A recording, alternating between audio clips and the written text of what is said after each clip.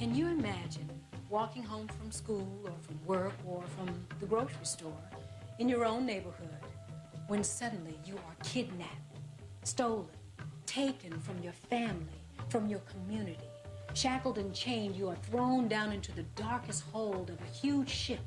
There you're crammed with other captives, beaten, starved for weeks, maybe months. Then you're taken to a foreign country where no one knows your language, no one knows your culture. There you're forced to work like a mule or a horse for the rest of your life.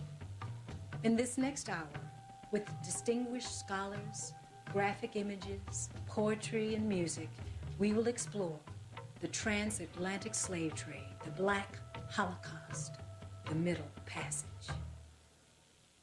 Cheta kwande morogi tuluzam, ndikeregi tuluzam, ndi morogi tuluzazam zam tuluzam zam tuluzam.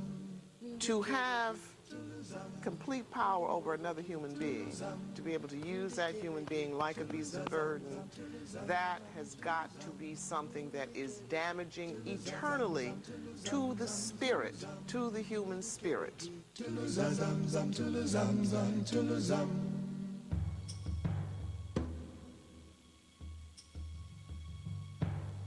In the great empires of the ancient world, slavery was part of the culture for thousands of years. People were enslaved because they were prisoners of war, because they had committed a crime such as a petty theft, because they were unable to repay a debt, or because somehow they were just different. In Mesopotamia, in Egypt, in Rome, slavery was part of the culture. The Bible records the Egyptian pharaohs enslaving the Hebrews to achieve their dreams. The Romans enslaved thousands to feed their great armies and build new cities. Through centuries, slavery largely achieved global acceptance. It was seen as an economic necessity, a method to extend power. By the 15th century, the English, Spanish, Portuguese, and Dutch had arrived on the continent of Africa, drawn by the discovery of gold. In 1441, Henry the Navigator, a Portuguese prince, left the African coast with another export. 12 men and women held in chains. His ship bound for the New World would mark the beginning of what would become 400 years of terror for generation after generation of African people, a journey that would come to be known as the Middle Passage. Well, the Middle Passage was the middle leg of the slave trade. Ships would leave Europe or America loaded with rum, guns, cloth, and other items which they took to Africa, traded for the slaves, picked up a load of slaves, and then brought them to the Americas. The Middle Passage, in this case, was the long voyage, the incarceration of the slaves, and the unimaginable conditions under which they were transported from the African coast to the New World. It's that transition point from freedom to enslavement.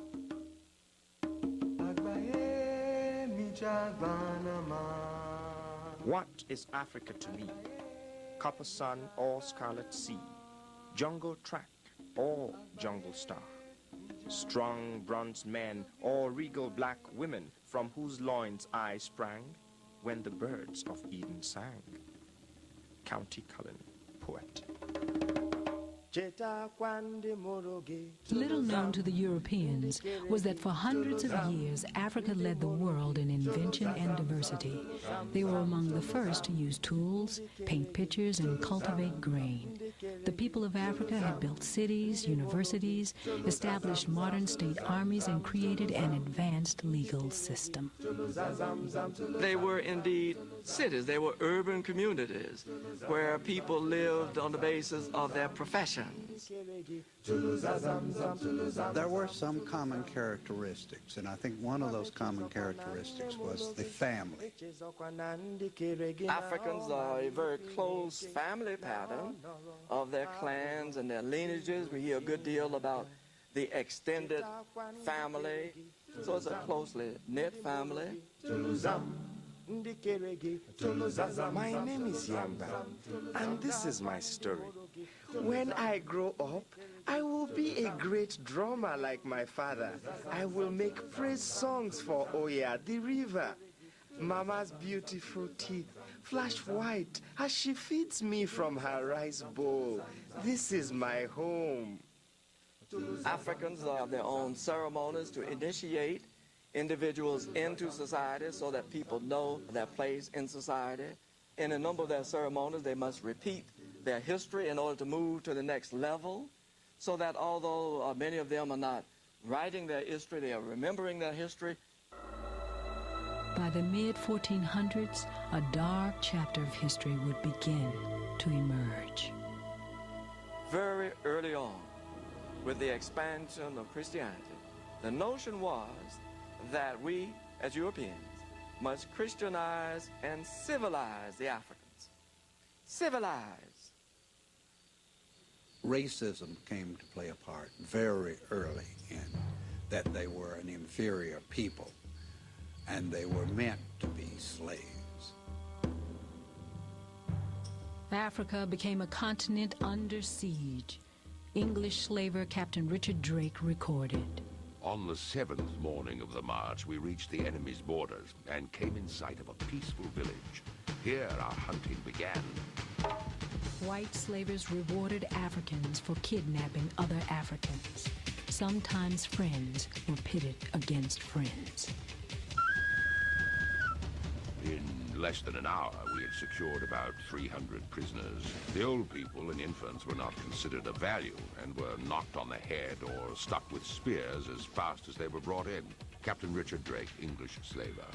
Collaboration was a way to prosper, even to survive. African leaders are working with slave traders.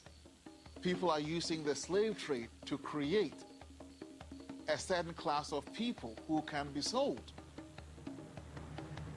Across the continent, kidnappings could happen at any time. A mother, a father, a child could suddenly simply disappear.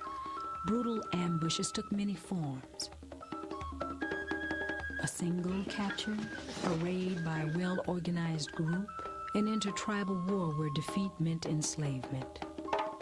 But they didn't quietly accept their fate. African tradition prepared young men and women in survival, endurance, and warfare as part of their rite of passage. The resistance began immediately in many instances. We must dispel the notion that the African slaves were resigned and felt helpless. That is simply not the case. Ultimately, the Africans' training was no match against European firepower. Mama, Mama, wake up.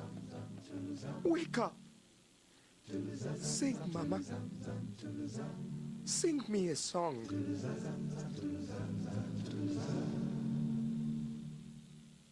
The most significant impact of all of this was a psychological impact. What we don't talk enough about is the impact that it had on the mind. A warring nation would often trade its human captives for European trinkets. Cheap goods poured into Africa, replacing the African-made products and the people who made them, systematically destroying the African culture. As Africa continued to be economically torn apart, the European powers continued to prosper. It became big business. The Royal African Company was chartered to represent the commercial interests of the English crown, trading goods for slaves in West Africa and transporting those slaves for sale in the New World. You have to recognize that the slave trade was really based on power and economics. It was for the benefit both of the Westerners and for some Africans. Wars were perpetuated, tribal wars, because of the slave trade. Those in power were the ones that captured and sold slaves. And in doing this, they disrupted the family. One of the most tragic things about the slave trade is what it did to the family. Stop! Ugly, hateful men! Stop! My father is coming! Oh, cruel ones, please don't take me. See, I'll be good.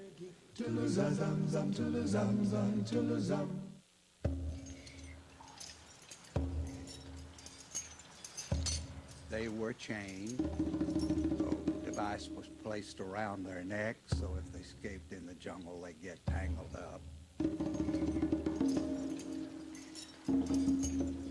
They were marched overland to the coast, just simply by force. After being captured, stolen from their homes and communities, Africans were forced to travel from the interior of Africa to the west coast. The journey could cover 500 miles and take up to 8 months. Slaves are commonly secured by putting the right leg of one and the left of another into the same briefs. By pulling the fez with a string, they can walk, though very slowly.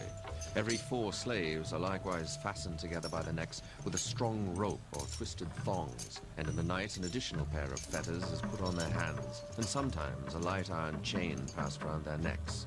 Mungo Park, British explorer. Coming down from the interior to the coast, I mean, nobody's made any provisions for food or for the comfort of these people. People who are unable to make the journey, who get sick or become weak and unable to move on, are left to die. While I was with his enemies in the camp, I saw a child of about 18 months old cast out of the camp because the child was so young that nobody would buy him. That poor orphan was there crying at the point of death for about 2 days, and none took pity to pick him up. Joseph Wright, former African captive. No matter what happens, they are certainly ill-treated physically, they're certainly ill-treated psychologically and so forth, because they're taken from their homes, taken to a place they know not where. They don't have a clue as to what is going to happen to them. And they have all these images that must have been going through their minds about being eaten perhaps, or whatever else may happen to them. And so these are things that are immeasurable. You cannot tell how bad this treatment is.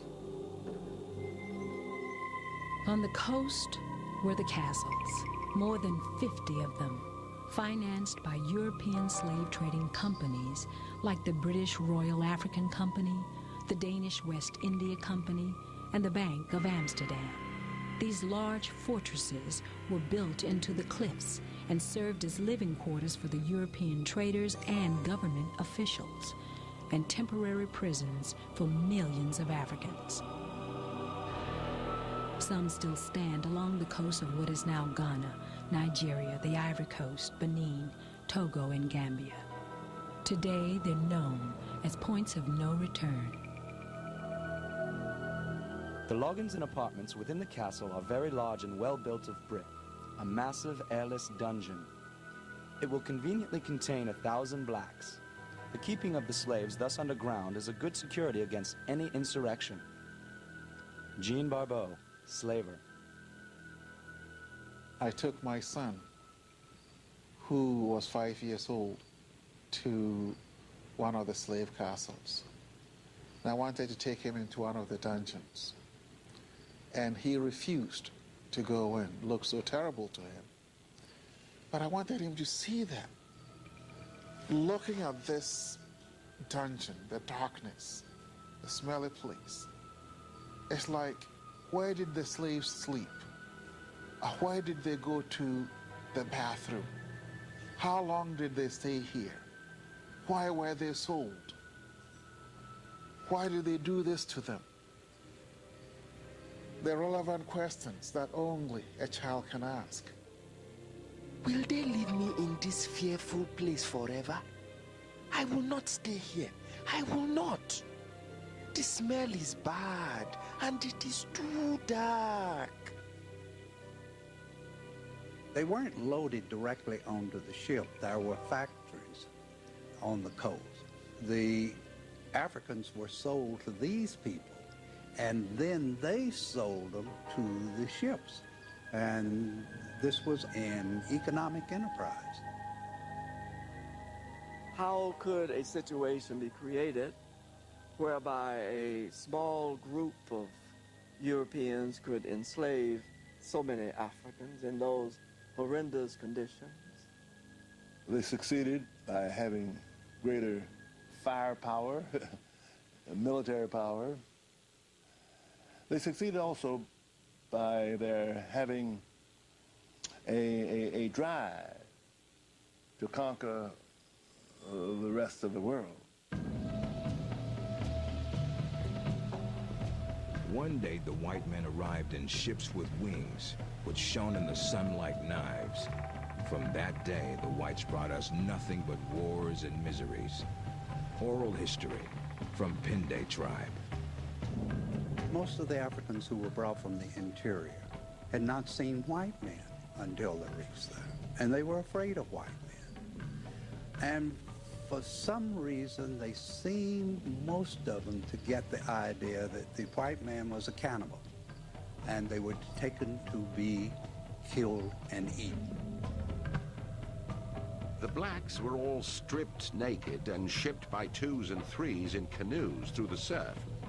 They are so willful and loath to leave their own country that they have often leaped out of the canoes, boat, and ship into the sea and kept underwater till they were drowned to avoid being taken up and saved by our boats, which pursued them. Thomas Phillips, slave ship captain. As the ships departed, the Africans saw the sun rising east over their homeland for the last time. This is a place that is taking away people. So it strikes terror in you. It's not just the physical slave trade, it's the terror that people feel when they see the approach of these vessels. So there's tremendous fear as to what these ships represent. Is this the winged thing where the bad people will eat us? Maybe they won't see me. Shh, shh, don't move. Be quiet. Don't move.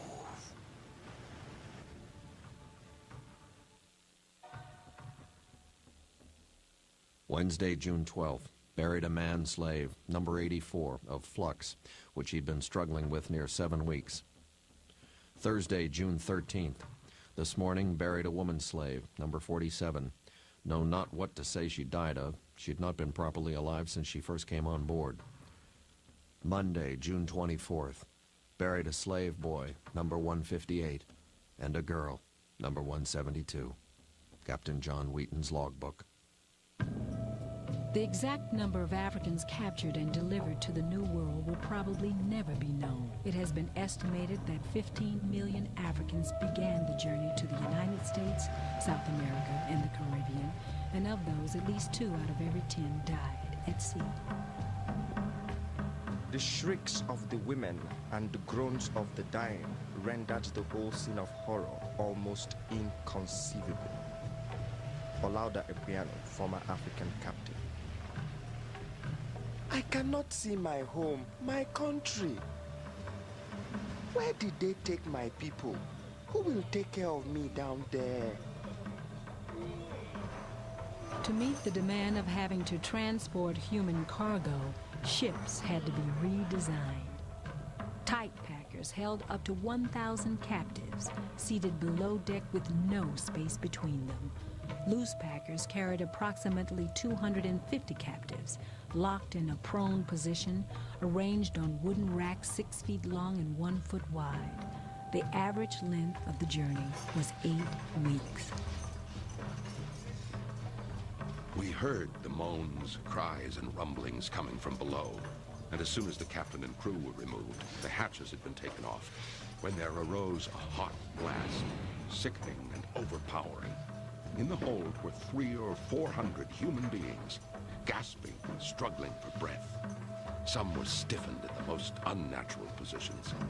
J. Taylor Wood, Anti-Slavery Squadron.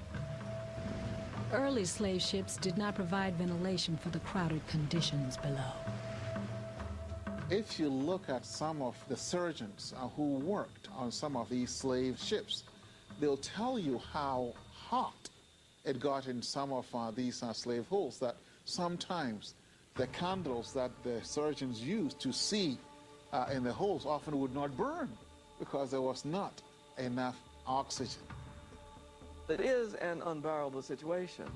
And when you speak about it, even the visual doesn't do it. You've got to get the smell. The slave ships had names like Brotherhood, John the Baptist, Justice and Integrity, Gift of God, Liberty, and Jesus. The crews came from around the world, men and boys. These people were scared to death. They were stripped of dignity and stripped physically and put on board ship. They didn't know where they were going, what their future was going to be. They were treated like animals, really like animals. They were a product, a piece of merchandise. You hear stories, of course, of women who took their babies and threw them across the heads of other enslaved people to get to the food and to the trough where they were fed, sometimes like hogs in a trough. And they would throw the babies over the heads of the other people, you know, just so the babies could get something to eat. Don't they have food in the place of bad spirits? When will we eat? I wish I could dip into my mother's rice pot. Look, is that Mama? Mama, please, give me some food. It was his captain's general practice on the receipt of a woman slave, especially a young one, to send for her to come to his cabin so that he might lie with her. Sometimes they would refuse to comply with his desires and would be severely beaten by him and sent below. Surgeon of the Ruby.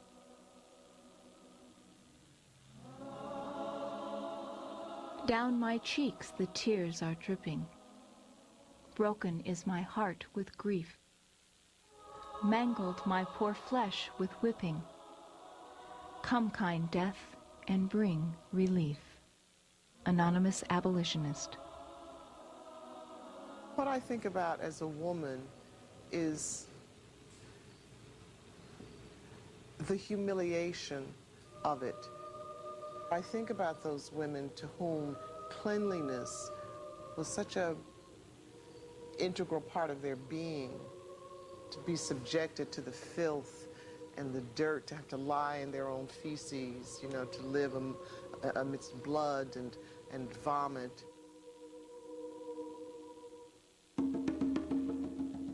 Disease was a relentless killer. Dysentery, smallpox, measles, and scurvy consumed the ships. The floor of their rooms was so covered with blood and mucus that it resembled a slaughterhouse. Alexander Falconbridge, slave ship surgeon. If indeed someone got sick with smallpox, which was incurable at the time, you simply tossed the person over. And if you suspected that it spread to others, you tossed these people over. Abundance of these poor creatures are lost on board ships merely through the surgeon's ignorance, because he knows not what they are afflicted with, but supposing it to be a fever, bleeds and purges or vomits them, and so casts them into an incurable diarrhea. And in a few days they become a feast for some hungry shark. Dr. T. Aubrey, slave ship surgeon. During the Atlantic slave trade, the population and migratory practices of the Atlantic sharks changed dramatically. Sharks followed the slave ships for hundreds of miles across the Atlantic and the Caribbean. The Atlantic slave trade became profitable in life and death by creating an opportunity for rising insurance companies. Lloyd's of London, originally a coffee house, began to build a financial powerhouse by insuring British slave ships and their cargoes. The insurer takes upon him the risk of the loss, capture, and death of slaves, or any other unavoidable accident to them. But natural death is always understood to be expected. By natural death is meant not only when it happens by disease or sickness, but also when the captive destroys himself through despair, which often happens. But when slaves were killed or thrown into the sea in order to quell an insurrection on their part, then the insurers must answer. Insurance Law, 1781. For a large number of Africans, suicide was preferable to slavery. I would have jumped over the side, but I could not. The crew used to watch us very closely, and I have seen some of these poor African prisoners most severely cut for attempting to do so. Olaudah Equiano, former African captive. They felt that if they could get away and jump ship, they could return home. But if they didn't get back, it's all right, because their souls would be saved and they would join their ancestors in another world.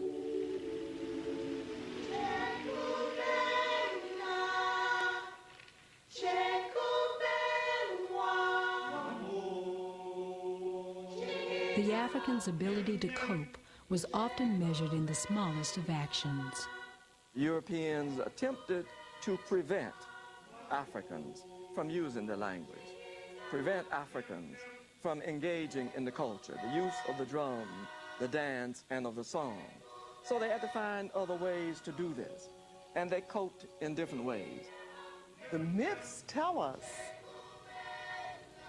that High John the Conqueror flew beside the slave ships in the form of a big black bird, and he came to the New World with us. And that's our strength, that's our endurance, that's our spirit that can never be squelched. I think the fact that people got through this ordeal, got through the Middle Passage, is a miracle. People survived, were physically quite strong. But that was not, I think, enough to survive the Middle Passage. One had to be determined to survive. One had to have a vision of life beyond the Middle Passage that might be worth living, and that might sustain the person, the man or the woman, or even the child under those conditions. I think it's important to show that the Middle Passage did not break the spirit. It did not break the striving of Africans for freedom. It did not break their consciousness of Africa. For even in those societies where there was tremendous disintegration of Africans, the breaking up of families and so forth, the whole idea of Africa remained.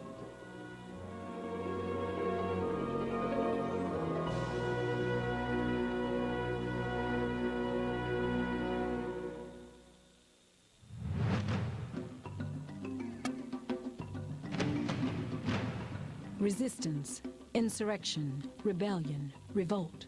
The enslaved Africans of the Middle Passage were desperate to be free. The resistance begins at capture, wherever, let's say in the Mindi village. It continues down to the port, where they have to be carefully guarded to get to the port. Continues on to the ship, where they are chained. It continues in the Middle Passage, as we've seen, and then it goes right on to the sail in the New World. Are all my people going home? I am going too, to find my mother and my father. I am not afraid. I am going now, now. The most powerful resistance was revolt. There are over 300 documented accounts of slave ship uprisings. The writings of slave traders and their logs and so forth record many mutinies, they call them. I think they were very frequent, particularly while they were still inside of Africa, when they thought they could get back home. The organized African captives had pieces of iron they had torn off our door, as having premeditated a revolt. Thus armed, they fell on our men upon the decks unawares and stabbed one of the stoutest of us all, Don Carlos, slave ship captain. The idea of the chaining was to prevent mutinies. These were likely occurrences. The desire to be free was so strong that people wanted the least opportunity that they got. On July 1st, 1839, perhaps the most significant African revolt took place on the Spanish slave ship La Amistad. Singbe Pié, later known by his Spanish name Joseph Sinkay, led 53 Africans in a rebellion. The spur for the mutiny came when Joseph Sinkay was talking to the mulatto cook on board the Amistad by sign language, what is going to happen to us. And Celestino, the cook, in a cruel jest, responded that they were going to cut them up and boil them and then eat them as dried meat. And Sinkay, needless to say, made up his mind, apparently at that point, that this is not going to happen to me and this is not going to happen to our people below. Sinkay frantically looked for something that could help him escape. That something turned out to be a single nail. Now the problem was to find weapons. And they broke open boxes below, and lo and behold, they found, of all things, sugarcane knives. And they armed themselves, and that evening, in the midst of a storm, they took over the vessel. Between 3 and 4, I was awakened by a noise which was caused by blows given to the mulatto cook. I went on the deck, and they attacked me. I seized a stick and a knife to defend myself, and this time the prisoner wounded me on the head severely with one of the sugar knives. Pedro Montes, Spanish slaver. They spared the life of the 2 slaveholders. Montez was a former ship's master, and they had seen him steer the ship, so they knew he knew how to do this, and they wanted to go back to Africa. They did not know how to navigate, so they instructed Montez to sail toward the rising sun. They knew that they had come from the rising sun, and if they went back that way, they would go to Africa. But at night, Montez would turn northwesterly, hoping to reach the United States. They followed this zigzag course for 2 months, and eventually in late August of 1839, they end up off the coast of Long Island. They were imprisoned in New Haven, Connecticut, and charged with murder and piracy. It would be 2 years before their fate would ultimately be determined. When the case went to trial, the United States Circuit Court ruled that the Africans could not be tried for acts committed on a Spanish vessel on Spanish waters. However, under the mounting pressure to keep the Southern vote during the 1840 election, President Martin Van Buren immediately ordered an appeal of the decision. It would now be argued before the Supreme Court. These Africans were up against power. They were up against the President of the United States and the Queen of Spain. On March 9, 1841, at the age of 73, former President John Quincy Adams argued before the Supreme Court in support of Sinkay and the Amistad Africans. John Quincy Adams had shown a great interest in the case from its very beginning. He hadn't been in a courtroom for over 3 decades, but this man believed in the cause. He saw that he had a chance to do something before he died that would be of a great service to humanity. After passionately arguing 8.5 hours before the Supreme Court, the decision was upheld. The Africans were freed and allowed to return to their homeland. One looks at the decision that was made by Justice Joseph Story. What he decided was that the blacks indeed were kidnapped Africans. What Story was talking about was the inherent right of self-defense, that if you're kidnapped, whatever color you are, wherever you're from, you have the right to escape your captor. Indeed, you have the right to kill your captor if you're held against your own will. And so by the eternal principles of justice, these kidnapped Africans had the right to mutiny, to kill their captors, and get away in any fashion that they chose. And this is the only time in recorded history that you had people who were kidnapped in Africa, brought to the New World, and actually returned to their homes. The legacy of Sinkay is the indomitable will and the courage on the part of a human being to pursue his own destiny and to claim his right to be free, and that he cannot be dominated, should not be dominated by another human being.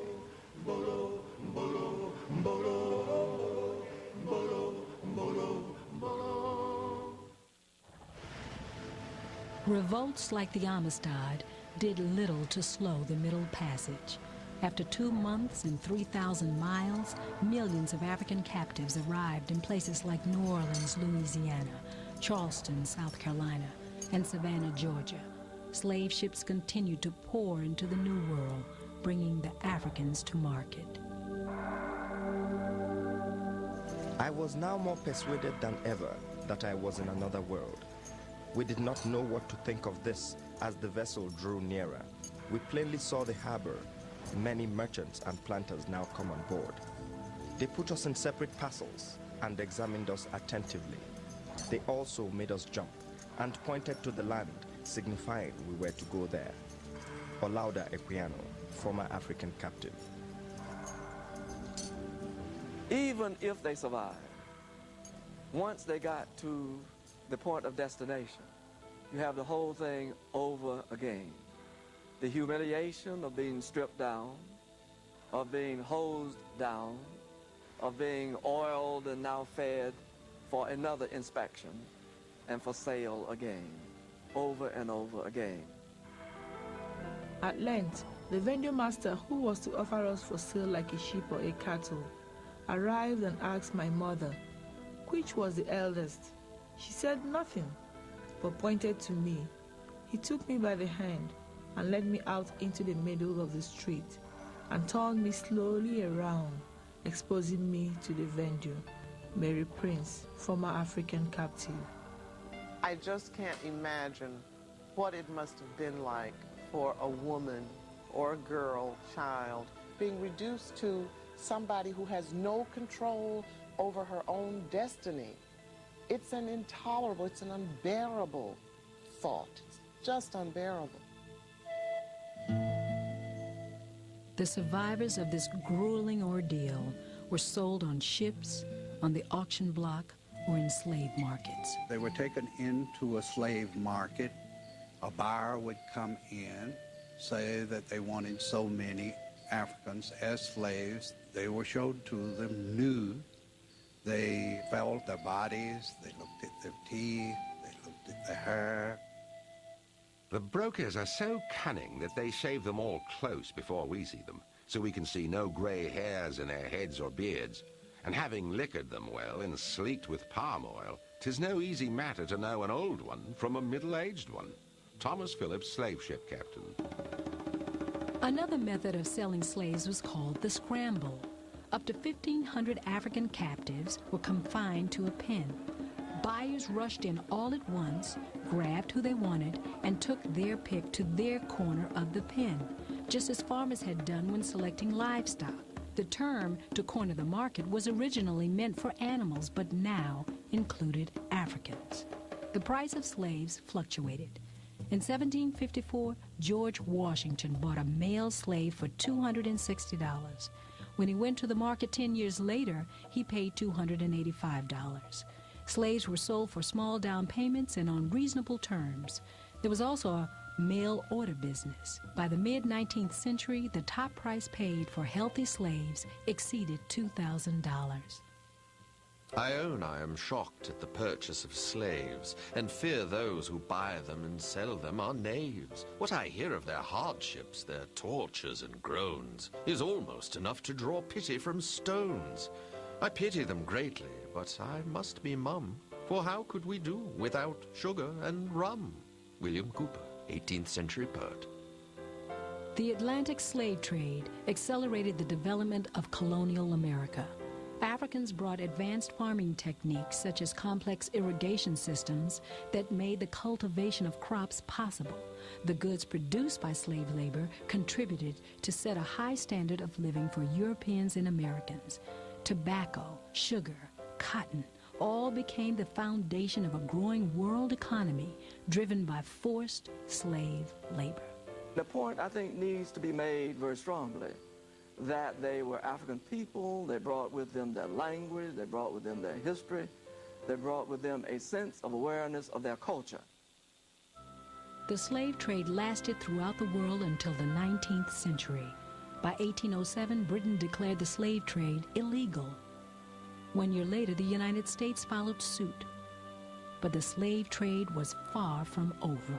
Illegal ships were painted black and traveled under the cover of night, landing in Brazil, the Caribbean, Cuba, and the American Eastern Seaboard. It was outlawed in 1808.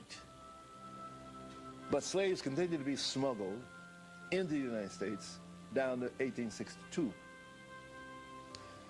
And it's very interesting that you can look at the advertisements of runaway slaves in the 1830s and 40s, and some of the advertisements will say, this person speaks Arabic. The person who would run away speaks Arabic, or he speaks French, or he speaks an African language, which means that in all probability they had not been in the country a full generation. The point is that these slaves were still being smuggled in, and the Middle Passage goes on. It is believed that the last slave ship from Africa set its sail for Brazil in 1888, 20 years after Abraham Lincoln signed the Emancipation Proclamation abolishing slavery in America. The stain of slavery in this modern world is irrevocable. I think it is stamped so deeply into our psyche, not only in the American place, but the world over, because the human dynamic everywhere in the world is about power. The Middle Passage symbolizes one of the most horrendous episodes in African and African diaspora history. And I suppose in the final analysis, this is what ultimately binds black people or people of African descent outside of Africa. It is a consciousness of a place of origin, but it's also a consciousness of a social condition. In terms of trying to get a lesson across, one is trying to get people to see how it diminished us all. The Middle Passage is like having a dirty secret in your closet. Nobody wants to admit that we treated America and Europe and Portugal, that we treated those people that way. That's where the Middle Passage came from. They could do it, and they did. And nobody wants to remember. It's the dirty secret. Sometimes I feel like a motherless child.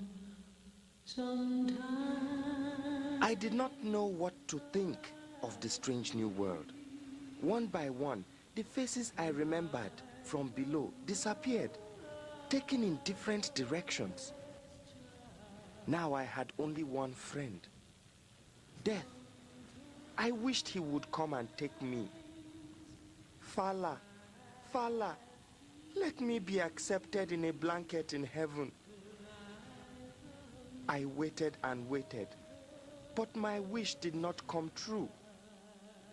Finally, I turned to face the strange new world, no longer afraid of the raging water filled with human bones. The power from the water, promised by my father, ran through my veins. I became determined to live and sing my father's name forever.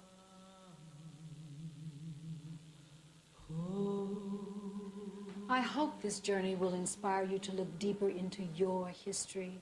Keep looking, keep searching. Knowledge is power. I'm Debbie Allen.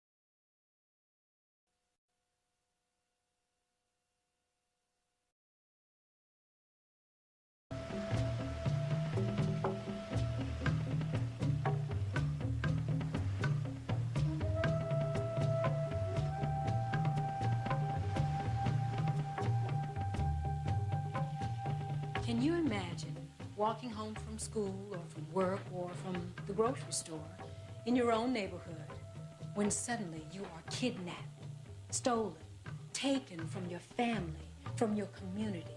Shackled and chained, you are thrown down into the darkest hold of a huge ship. There you're crammed with other captives, beaten, starved for weeks, maybe months. Then you're taken to a foreign country where no one knows your language, no one knows your culture. There you're forced to work like a mule or a horse for the rest of your life. In this next hour, with distinguished scholars, graphic images, poetry, and music, we will explore the transatlantic slave trade, the Black Holocaust, the Middle Passage. Cheta kwande morogi tuluzam, ndikeregi tuluzam, ndi morogi tuluzazam zam tuluzam zam tuluzam. Story of gold. In 1441, Henry the Navigator, a Portuguese prince, left the African coast with another export. 12 men and women held in chains. His ship bound for the New World would mark the beginning of what would become 400 years of terror for generation after generation of African people, a journey that would come to be known as the Middle Passage. Well, the Middle Passage was the middle leg of the slave trade. Ships would leave Europe or America loaded with rum, guns, cloth, and other items which they took to Africa, traded for the slaves, picked up a load of slaves, and then brought them to the Americas. The Middle Passage, in this case, was the long voyage, the incarceration of the slaves and the unimaginable conditions under which they were transported from the African coast to the New World. It's that transition point from freedom to enslavement.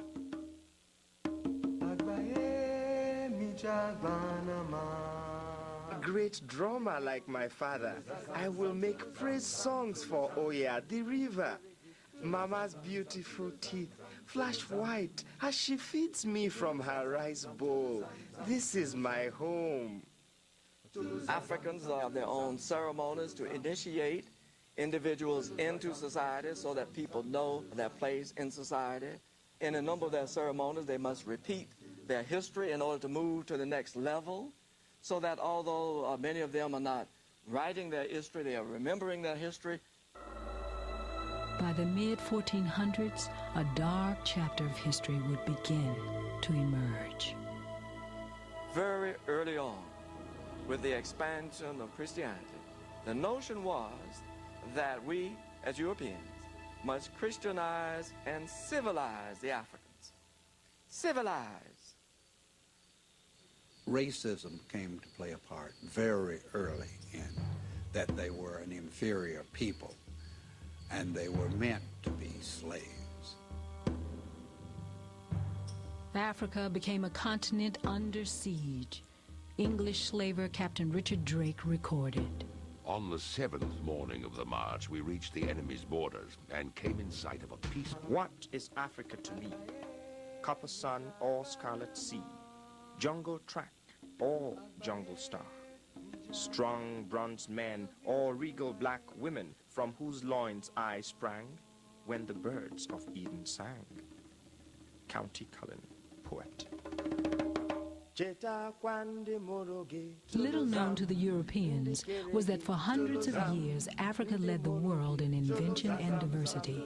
They were among the first to use tools, paint pictures, and cultivate grain.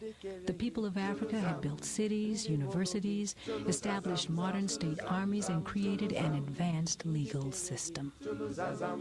They were indeed cities. They were urban communities where people lived on the basis of their professions. There were some common characteristics, and I think one of those common characteristics was the family. Africans are a very close family pattern of their clans and their lineages. We hear a good deal about the extended family. So it's a closely knit family. My name is Yamba, and this is my story. When I grow up, I will be able to have complete power over another human being, to be able to use that human being like a beast of burden. That has got to be something that is damaging eternally to the spirit, to the human spirit.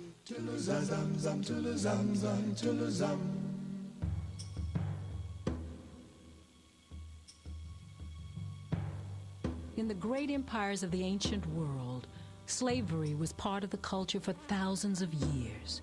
People were enslaved because they were prisoners of war, because they had committed a crime such as a petty theft, because they were unable to repay a debt, or because somehow they were just different. In Mesopotamia, in Egypt, in Rome, slavery was part of the culture. The Bible records the Egyptian pharaohs enslaving the Hebrews to achieve their dreams. The Romans enslaved thousands to feed their great armies and build new cities. Through centuries, slavery largely achieved global acceptance. It was seen as an economic necessity, a method to extend power. By the 15th century, the English, Spanish, Portuguese, and Dutch had arrived on the continent of Africa, drawn by the discovery